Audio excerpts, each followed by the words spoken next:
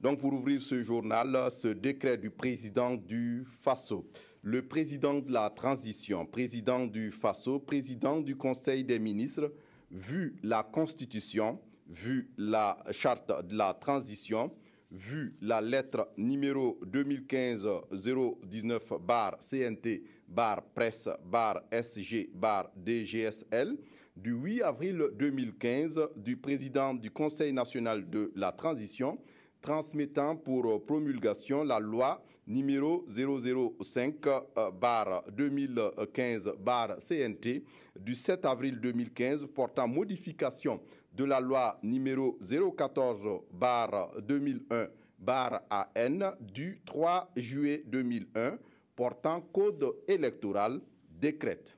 Article 1.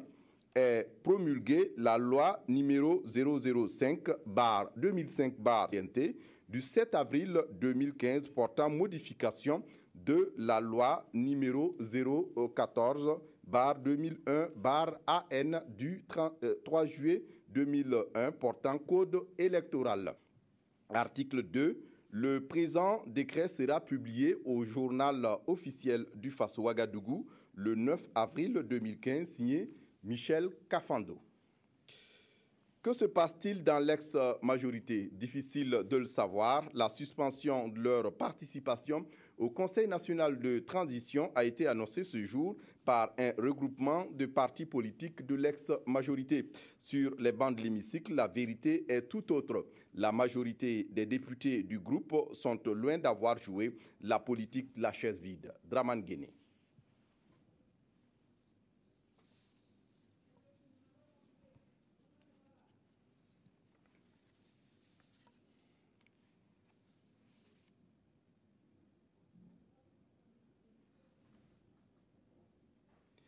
Donc on retrouvera Draman Guéné au long de cette édition. Je le disais, le président du Faso, Michel Kafando, a promulgué donc le nouveau code électoral. Dans un décret rendu public ce vendredi, le président de la transition, président du Faso, a donc pris l'acte qui constate que la loi a été régulièrement adoptée par le Conseil national de la transition et la rend applicable. Ce nouveau code électoral consacre les candidatures indépendantes et fixe à 25 millions de francs CFA la caution pour être candidat à la présidentielle. Son article 135, très contesté par l'ex-parti au pouvoir, qui cristallise en ce moment l'attention, la disposition met de facto hors jeu tous certains anciens dignitaires du régime Compaoré. Alors que le débat reste vif autour du code électoral, Abobo Dioulasso, la Ligue spéciale de la région des Hauts-Bassins, lance un projet d'implication citoyenne des populations de la région dans le processus électoral. Il s'agit à travers la diffusion d'émissions et des séances de sensibilisation d'insister auprès du public cible pour la question de la citoyenneté et de la démocratie. Le projet vise donc une adhésion des populations, notamment des jeunes et des femmes. Des précisions sur place à Bobo Dioulasso avec Ahadi Sandamba. Face à la faible implication des populations, notamment les jeunes et les femmes, dans le processus électoral constaté en 2010 et en 2012, la délégation spéciale des Hauts-Bassins se donne pour mission de redresser la pente. Et c'est à travers un projet dénommé « Implication citoyenne des populations au processus électoral » que cette institution compte mener le combat. C'est la raison pour laquelle on a entrepris maintenant, cette fois-ci, d'essayer de faire en sorte que ces jeunes et ces femmes-là puissent vraiment participer, non seulement en s'inscrivant sur l'électoral et en leur faisant comprendre donc, le rôle qu'ils ont à jouer. Et sur le terrain, il va s'agir pour les différentes équipes d'exécuter le projet en 3 phases avec en ligne de mire l'adhésion de toutes ces couches sociales jugées incontournables dans le contexte actuel du Burkina Faso. Une première activité de sensibilisation des populations, donc surtout la frange jeune et les femmes, afin que les élections connaissent quand même une avancée significative dans l'histoire du Burkina. La deuxième phase consistera à faire des rencontres par la radio, les FM qui existent à Bobo, à Orodara et tout ça. La troisième activité que nous projetons mener, c'est des formations. Donc des formations sur la citoyenneté, des formations sur le développement local, des formations même sur la vie d'une nation, etc., sont nécessaires parce qu'aujourd'hui, on pense que les gens connaissent alors que, en fait, les gens ne connaissent pas. Prévu pour s'exécuter entre avril 2015 et la fin des élections de 2016, le projet Implication citoyenne des populations des Hauts-Bassins au processus électoral est financé à environ 9 300 000 francs CFA. Et à la cérémonie de lancement, le président de la délégation spéciale des Hauts-Bassins a sollicité l'implication de tous les acteurs, notamment les membres du Conseil, pour la réussite du projet. Au Conseil constitutionnel, les 4 membres du Conseil viennent d'être installés cet après-midi dans leurs fonctions devant le président Michel Kafando. Ils ont juré de remplir leur mission avec loyauté et de servir fidèlement la fonction à eux confiée. Evelyne Toboun Dabiré pour des précisions.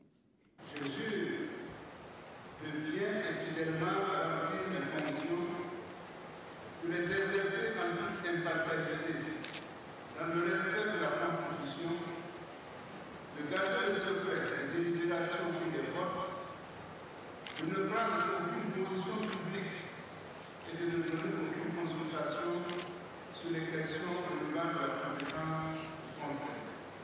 Je vous donne acte de votre serment. Vous renvoie à la liste de vos fonctions. Les voilà ainsi installés dans leurs fonctions. Nommés le 10 février pour certains et le 3 avril dernier pour d'autres, ces 4 nouveaux membres du Conseil constitutionnel viennent ainsi remplacer d'autres membres en fin de mandat ou décédés. Et les tâches qui leur sont confiées sont en droite ligne de la finalité du Conseil constitutionnel qui est de renforcer la démocratie au Burkina. Vos longues et riches expériences professionnelles et de la vie aussi, vos parcours respectifs sont autant d'atouts qui feront sans doute que les différents acteurs de notre vie politique et sociale auront davantage confiance en notre Conseil constitutionnel qui a pour mission, je le rappelle, de protéger les libertés individuelles et collectives, de veiller à la cohésion sociale et enfin de travailler à la paix sociale en veillant à la régularité, à la transparence, à l'équité et à la sincérité des élections législatives, référendaires et présidentielles. Et c'est pour un mandat unique de 9 ans au Conseil constitutionnel que sont nommés Anatole Tiendrebego, Bourema Sissé, Adiara Dakouré Seré et Victor Kafando. À la Cour de cassation également, même solennité à l'installation des nouveaux magistrats nommés le 26 mars dernier. Tous de grade exceptionnel, ces magistrats ont été nommés au regard de leur expérience dans un contexte où la justice burkinabé tente de reconquérir la confiance du justiciable. Olopouda. À la barre, 6 magistrats appelés à occuper officiellement les sièges qui leur sont réservés à la Cour de cassation. Eudoxie Hien, Mamadou Chektal, Warayo Dauphine et Fatimata Toé sont ainsi installés dans les fonctions de conseillers. Dama Wali et Wenceslas Ilubudo sont respectivement premier avocat général et avocat général. Auparavant, les réquisitions du ministère public ont déclaré le magistrat Armand Ouedraogo installé dans ses fonctions de procureur général près la Cour de cassation. Le procureur général près la Cour de cassation a le défi de relever d'abord le traitement diligent d'un volume entier de dossiers parce qu'il doit contribuer par des conclusions écrites. Il doit aider ceux qui prennent la décision dans le bon sens. Le procureur général près la Cour de cassation est également le procureur général de la Haute Cour de justice. Et donc ça fait également une deuxième responsabilité qu'il va falloir assumer. L'audience est ici solennelle et il ressort des réquisitions que tous ces magistrats sont de grades exceptionnels, de grosses pointures, rompus à la tâche judiciaire qui vont renforcer la Cour de cassation. J'attends qu'ils puissent travailler de sorte à réduire les délais de traitement des dossiers, à savoir la lenteur qui est stigmatisée à tous les niveaux là, qu'on n'en parle plus quoi. 5 départs et 4 seulement qui sont arrivés, alors qu'on s'attendait à ce qu'il y ait beaucoup plus de magistrats. Il faut que, quand même, au prochain mouvement, nous enregistrons quand même un certain nombre de magistrats pour combler ce déficit-là et permettre d'étoffer les différentes chambres de la Cour pour leur permettre de traiter convenablement les dossiers. En rappel, la Cour de cassation statue sur les pourvois en cassation, fonde les arrêts et les jugements en dernier ressort rendus par les juridictions de l'ordre judiciaire. Et ces nouveaux conseils, dotés de solides expériences, affichent déjà leur volonté de relever les défis dans un contexte où il est question de pacte national pour le renouveau de la justice. Le gouvernement burkinabé envisage la relecture du code minier. Selon le ministre des Mines et de l'Énergie et celui de l'Environnement, entendu hier jeudi au Conseil national de transition, la relecture du texte vient corriger la loi de mai 2003 portant code minier en vue de créer pour les opérateurs miniers un environnement plus moderne et plus compétitif, permettre une meilleure répartition des avantages de l'exploitation minière. Dans la répartition de l'exploitation minière, la société civile exige 1% du chiffre d'affaires. Les communautés locales, le secteur minier représente près de 80% des recettes budgétaires de l'État. Et avant son adoption du texte du code minier, les députés du CNT sont invités à effectuer des sorties sur le terrain. Amadine Lalsaga. 2 ministres du gouvernement Zida, face aux députés de la Commission des affaires sociales et du développement durable du CNT, le Conseil national de transition. Sur la table de discussion, un seul sujet à l'ordre du jour. Auditionné sur le projet de relecture du code minier, le ministre en charge des mines a d'abord expliqué que le texte du gouvernement est inspiré d'une vision plus large et intègre des innovations majeures. Le code minier actuellement en vigueur date de 2003. Au regard de la pratique, après le boom minier, on s'est rendu compte qu'il y a des insuffisances dans le code en vigueur en ces domaines de fiscalité, des questions environnementales et des retombées financières pour le développement économique et social de notre pays. Les principales innovations de ce nouveau code minier résident justement aux grands défis que nous nous sommes fixés, à savoir d'abord la création d'un fonds minier de développement local, qui sera une première, qui sera initiée par le Burkina Faso et qui fera école très certainement en Afrique de l'Ouest, et aussi continuer à préserver la compétitivité de notre code minier. Les députés n'ont pas tari de questions et celles relatives à l'environnement n'ont pas été occultées.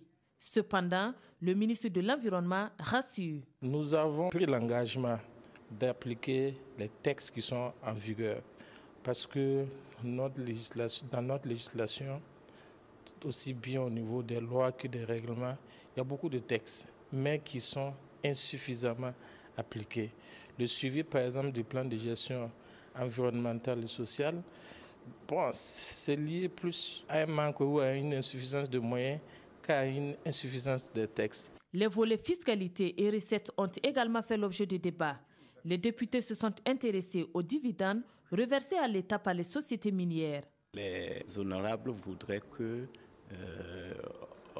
les mette à part pour une question de traçabilité. Mais le budget de l'État, c'est un tout. C'est justement la contribution de l'ensemble de ces ressources-là qui permet de mener les actions d'investissement, que ce soit dans le domaine des routes, dans le domaine de la santé, la construction des écoles. Des propositions d'amélioration du texte ont également été faites par les députés. La perspective étant d'améliorer le bon fonctionnement du secteur minier. À partir du moment où ce sont les sociétés minières elles-mêmes qui pèsent l'or, quelle peut être la fiabilité vraiment de ce qui ressort? Et moi, j'insiste aussi pour demander si le ministère ne peut pas disposer de balances homologuées pour qu'on puisse savoir réellement la quantité d'or pesée et de temps, pour que ça puisse profiter à nos populations. Même la simple pomme de terre qu'on vend dehors, vous voyez que la pesée n'est pas normale. Le raffinage est fait à l'étranger. Et ces sociétés minières-là, c'est des sociétés privées. Et je suis sûr et certain que ça finit. Ce n'est pas le raffineur de l'État. Est-ce que l'État peut agréer des raffineurs à l'étranger qui vont nous donner des chiffres exacts? L'adoption de la loi en plénière est prévue pour fin mai 2015. Avant cette date, les députés sont invités à effectuer des sorties de terrain pour cerner au mieux les enjeux de la relecture du code minier pour le Burkina Faso. Le Premier ministre reçoit les étalons Voching, vice-champion d'Afrique du championnat de Vovinam Viet Vodao au Maroc. Yacouba Isaac Zida les a félicités pour leur performance. Jérôme Tiendrebego et David Bangba Kafando étaient à l'audience accordée au Voching. Compte rendu. Ils sont rentrés du Maroc avec 18 médailles, dont 7 en or, 6 en argent, 5 en bronze, une place de vice-champion d'Afrique et un poste de président de la Confédération africaine de Vovinam Viet Vodao pour le Burkina. Une récolte qui leur vaut l'honneur d'être reçue par le Premier ministre. C'est la première fois que le Premier ministre nous reçoit. Et nos bravos, par notre victoire, on dit par notre victoire, la victoire du peuple, la victoire des pays à l'étranger, en Vovinam Viet Vo Dao. Le Premier ministre nous a dit qu'il est prêt à soutenir l'art martial dans toutes les sorties. Il nous a promis même, il nous a proposé de tenir un championnat africain au Burkina Faso. Un championnat d'Afrique qui, selon les prévisions de la Fédération burkinabé de Vovinam Viet Vo Dao, devra se tenir en 2017. Des images signées David Bambara. La filière riz, plutôt, on en vient à ce constat dans la vallée du Sourou, à Di, une localité réputée pourvoyeuse de produits agricoles au Burkina. Les producteurs maraîchers ont du mal à tirer un meilleur profit de leurs activités. L'enclavement de la zone dû à un mauvais état de la route, mais aussi les difficultés de conservation de l'oignon et de la tomate constituent un vrai souci pour ces maraîchers. Les cas de mévente sont légion, nous dit ici dans ce constat de Kadou Romenki. Périmètre aménagé de Di. Avril 2015, les travaux d'irrigation sont stoppés pour des réparations sur le site et les producteurs s'attellent encore aux dernières récoltes d'oignons et de tomates. Production satisfaisante groupée par spéculation ça et là dans l'attente d'éventuels clients. Mais ici, les prix de ces produits maraîchers connaissent d'importantes fluctuations liées à un certain nombre de difficultés. Ce qui urge réellement, c'est la route. Nous n'avons pas du tout la route. Actuellement, l'oignon se vend au Sourou, le gros sac là à 10 000. Les gens préfèrent payer aujourd'hui à Wayouya ou à Yako à 15 000 que venir payer ici à 10 000. Nous avons environ 13 périmètres. Si tous les périmètres se mettent à produire à un seul moment, ben, on en aura suffisamment. Et bien sûr, bon, c'est la loi du marché. Vous avez beaucoup de produits sur le marché. Alors bon, ça va s'imposer que le prix baisse. Un phénomène renchéri par l'arrivée dans la chaîne de commercialisation d'autres acteurs, à savoir les intermédiaires. Il y a un qui me parlait donc de son problème hier. Sur sa production de 37 sacs qu'il a eu, alors on lui a pris 235 000 francs d'intermédiaire.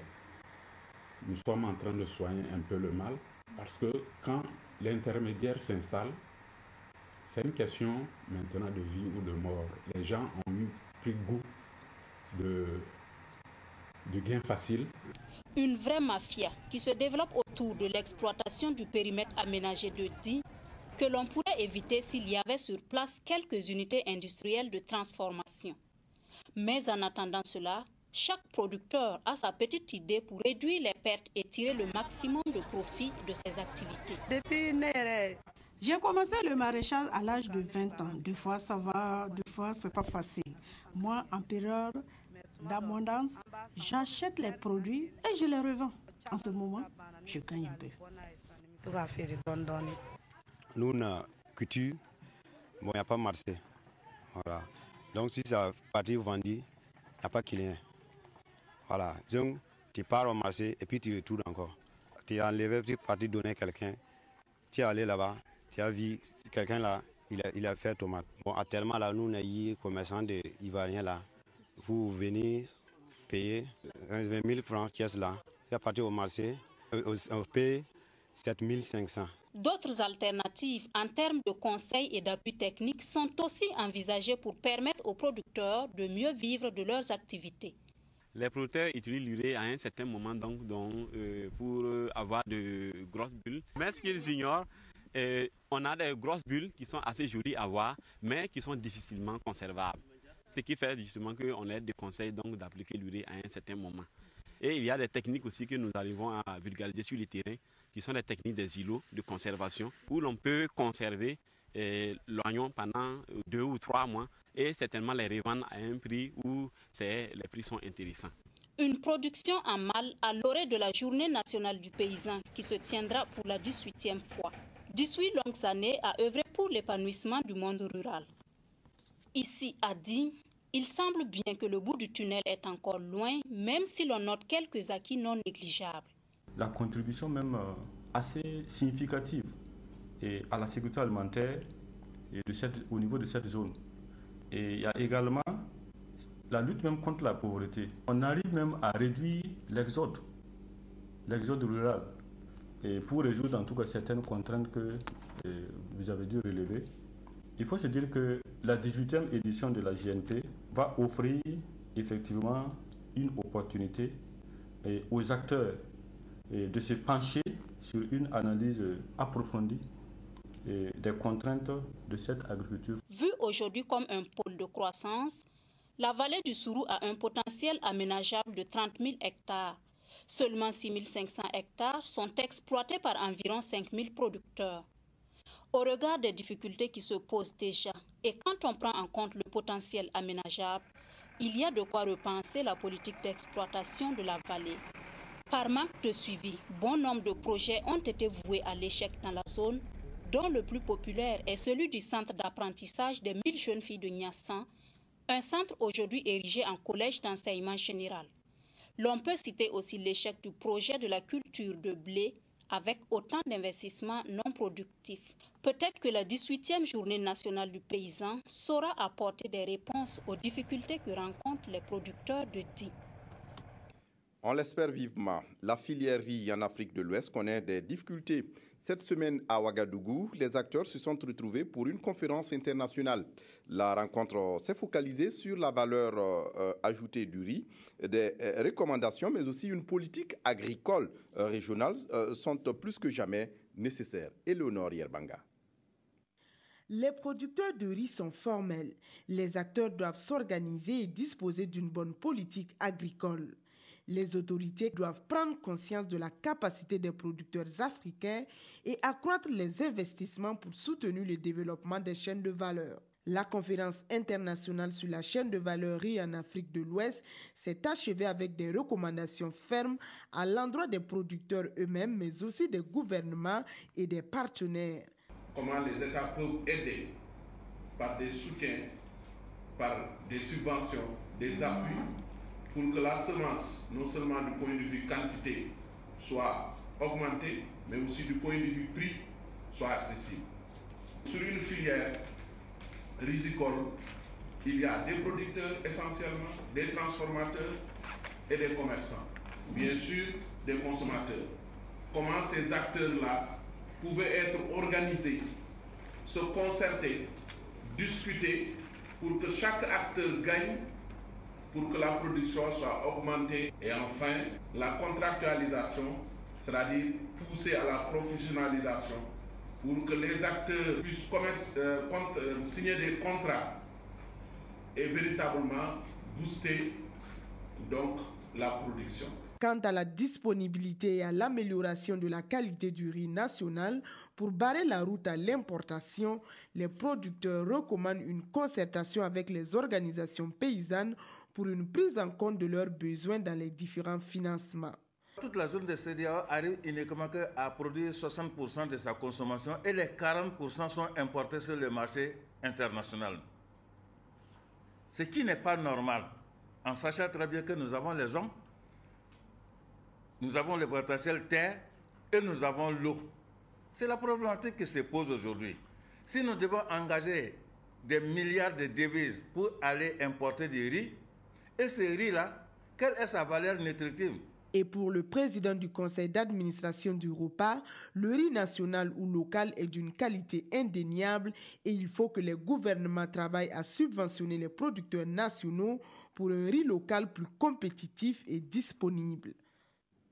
La CEDEAO, la communauté des États de l'Afrique de l'Ouest, se donne 2 ans pour réussir la mise en œuvre du mécanisme de suivi des véhicules de transport de voyageurs à l'international.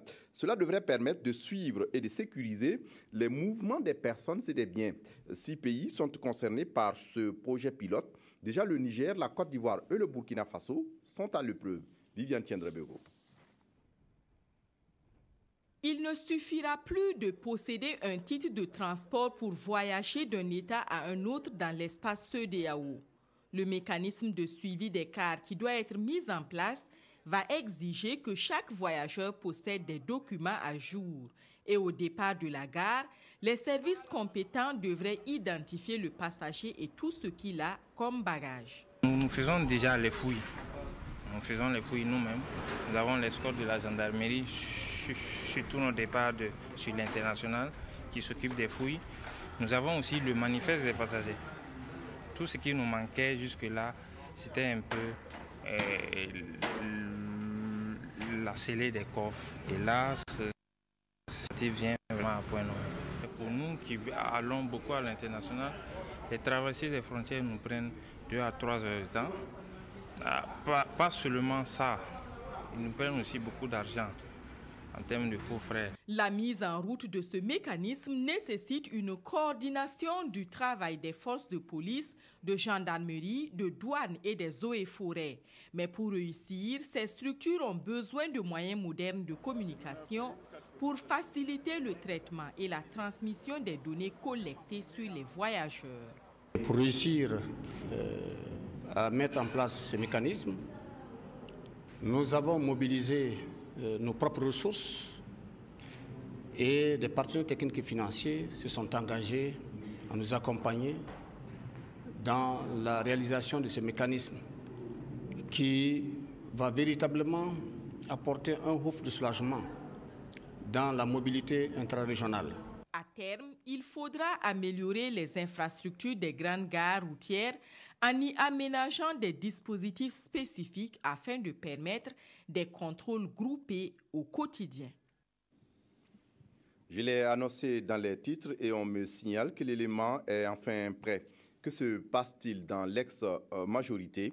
Difficile de le savoir. La suspension de leur participation au Conseil national de la transition a été annoncée ce jour par un regroupement de partis politiques de l'ex-majorité. Sur les bancs de l'hémicycle, la vérité est tout autre. La majorité des députés du groupe sont loin d'avoir joué la politique de la chaise vide. Des précisions avec Draman Guéné qui vient de rentrer de reportage. Première séance plénière au CNT après l'adoption de la loi portant révision du code électoral. À l'exception des 30 députés en mission à Bobo-Dioulasso, tous les membres du Conseil national de la transition sont présents, y compris donc ceux de l'ex-majorité. En tout cas, 8 parmi eux sur 10, regroupés au sein du groupe parlementaire Alliance pour la République et la démocratie, ont pris part à cette plénière. Et pourtant, la suspension de leur participation au Conseil national de la transition a été annoncée dans un communiqué rendu public ce 9 avril. Cette partie politique de l'ex-majorité dont le CDP, l'ADF, RDA et l'UNDD sont signataires de ce texte qui stipule également que les partis politiques membres du groupe ARD suspendent leur participation à la Commission nationale de réconciliation et des réformes. La position des députés membres du groupe est tout autre. Pour eux, aucune suspension n'est à l'ordre du jour. Pour le moment, nous voulons accompagner la transition. Et nous sommes là, ce soir vous avez remarqué, il n'y a que 2 absents. Nous sommes là pour accompagner la transition et nous menons convenablement les activités au sein du CNT. Donc nous ne pouvons pas aujourd'hui, pour une déclaration de parti, suspendre nos activités comme ça, sans vraiment un fondement solide. Et c'est vrai, nous avons tous voté contre la loi, le code révisé. C'est déjà un acte fort que le groupe a voulu envoyer en direction du CNT au niveau du gouvernement. Pour les autres actions, bon, la concertation a un peu manqué. Et pour le moment, nous sommes au CNT et nous travaillons pour le CNT. Discours discordant pour le président du groupe ARD qui semble lui entériner la décision de suspension de leur participation au CNT. Pour citer les terminologies, dans notre communiqué, nous avons dit que nous suspendons la participation de nos représentants, ce qui est un peu différent de ce que j'ai pu lire dans la presse où certains parlent de démission. C'est tout à fait différent dans la mesure où, comme nous sommes signataires de la charte, nous avons donc pris l'engagement d'accompagner la transition. Il n'est pas question que nous... Mais si nous sommes arrivés à ça, c'est précisément parce qu'à travers donc, le vote de la loi portant révision du code électoral qui a eu lieu le 7 avril tout récemment, il y a des dispositions que nous trouvons qui sont des dispositions qui excluent toute une partie donc, de la population du jeu électoral sur le principe que c'est le peuple qui le demande. Une certitude cependant dans cette affaire. Des députés de l'ex-majorité ont participé à cette plénière consacrée aux questions orales adressées au gouvernement. Je reprends pour vous la lecture de ce décret du président du FASO, le président de la transition, président du FASO, président du Conseil des ministres, vu la Constitution, vu la charte de la transition, vu la lettre numéro 2015-2019-CNT-Presse-SG-DGSL du 8 avril 2015 du président du Conseil national de la transition transmettant pour promulgation la loi numéro 005-2015-CNT du 7 avril 2015 portant modification de la loi numéro 014-2001-AN du 3 juillet 2001 portant code électoral décrète. Article 1 est promulguée la loi numéro 005-2015-CNT du 7 avril 2015 portant modification de la loi numéro 014-2001-AN du 3 juillet 2001 portant code électoral. Article 2. Le présent décret sera publié au journal officiel du FASO. Ouagadougou, le 9 avril 2015, signé Michel Kafando. En cinéma, les rencontres Sobaté au Burkina ont débuté hier jeudi à Ouagadougou. C'est un festival de films documentaires qui s'étale sur 3 jours à l'Institut français de la capitale burkinabé. Irène Wango était à la cérémonie inaugurale. Reportage. Pour la cérémonie d'ouverture, c'est le film documentaire Koukan Kroukia, les médiatrices de El Hadji Sani Magor qui a donné le ton.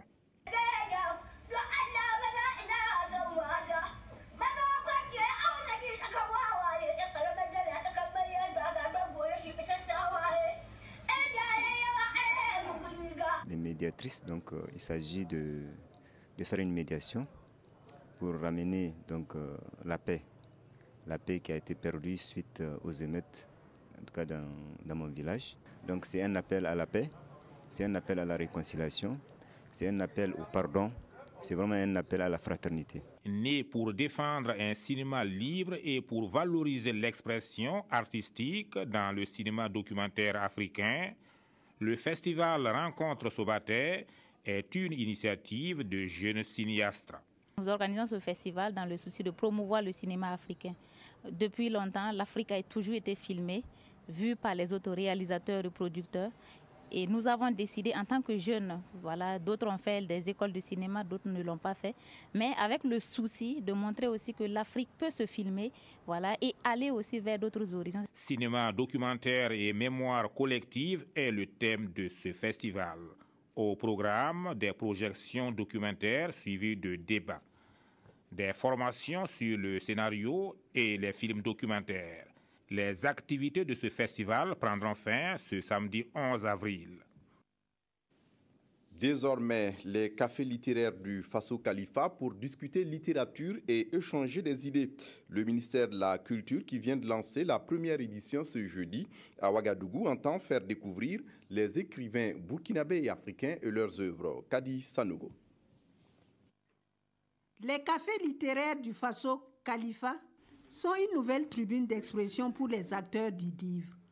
Cadre de promotion des métiers du livre, les Khalifas ont pour objectif de faire découvrir les écrivains burkinabés et africains, de contribuer à la diffusion de la pensée des créateurs burkinabés et africains, d'inciter à la lecture, c'est-à-dire à la consommation des produits du secteur. Nous avons remarqué que les projets d'animation du champ culturel relatifs aux livres ne sont pas assez nombreux. Donc nous voulons accompagner les initiatives qui sont déjà faites par la presse littéraire, que ce soit au niveau de la télévision, au niveau des radios, mais nous pensons que ce projet va encore accompagner davantage, n'est-ce pas, ces émissions, afin que le public soit de plus en plus sensibilisé sur les questions du livre. Pour le ministre en charge de la culture et du tourisme, les cafés littéraires du Faso revêtent une grande importance. Nous allons régulièrement organiser des rencontres pour que, enfin, ce secteur cette filière, n'est-ce pas, du livre puisse avoir une visibilité. Donc c'est un cadre pour permettre vraiment à cette filière de pouvoir s'exprimer. Vous savez, l'un de nos pans les plus faibles, c'est le livre, l'édition, et véritablement l'industrie du livre. Il faut que nous travaillions effectivement à faire de cette industrie importante dans les industries culturelles quelque chose de viable et de crédible. Pour ce premier numéro des cafés littéraires du Faso, c'est le lycée Nelson Mandela qui a été choisi comme invité d'honneur. À l'occasion, des écrivains burkinabés ont procédé à la dédicace de leurs œuvres. À présent, la revue de presse des quotidiens du jour avec Jacques Lamissa Tarpaga. Une coalition d'ex-partis majoritaires s'insurge contre la nouvelle loi électorale promulguée par le président du Faso hier jeudi. Le journal Le Soir en parle dans sa parution du jour. L'ex-majorité quitte le CNT et entre en résistance, titre le quotidien. Le journal publie une déclaration de ces partis dans laquelle ils suspendent leur participation au Conseil national de la transition et à la Commission nationale de réconciliation jusqu'à relecture du texte et à la mise en œuvre d'une vraie politique inclusive. Le CDP et ses alliés menacent et suspendent leur participation au CNT, reprend le journal Le Quotidien. Le sujet apparaît également à la une de Notre Temps. Toujours sur le vote de la loi électorale, aujourd'hui au Faso relaie la réaction de Djibril Bassolé. Le général désapprouve un tel vote et pour lui, le CNT n'a pas vocation à improviser des textes qui changent les règles du jeu avant la compétition. De plus, Djibril Bassolé ne se sent pas visé par cette loi. Il affirme du même coup qu'il serait candidat à la présidentielle d'octobre prochain. Alors que le débat se mène sur le code électoral, d'anciens dignitaires du régime passé sont interpellés. L'UPC est pour une opération main propre non sélective, nous apprend Le Pays. Zéphirin Diabré salue cette décision des autorités de la transition d'exiger des comptes. Le cadre de réflexion et d'action démocratique est lui pour la reddition de tous les comptes de la 4e République. Aujourd'hui au Faso dresse une radioscopie de ces arrestations. Opération main propre ou règlement de compte politique, se demande Le Quotidien, qui dit qu'il ne faudrait pas être surpris que ceux qui sont hors du pays se constituent en exilés politiques. C'est tout pour ce journal. Merci de l'avoir suivi. Très bonne suite du programme sur la RTB. Au revoir.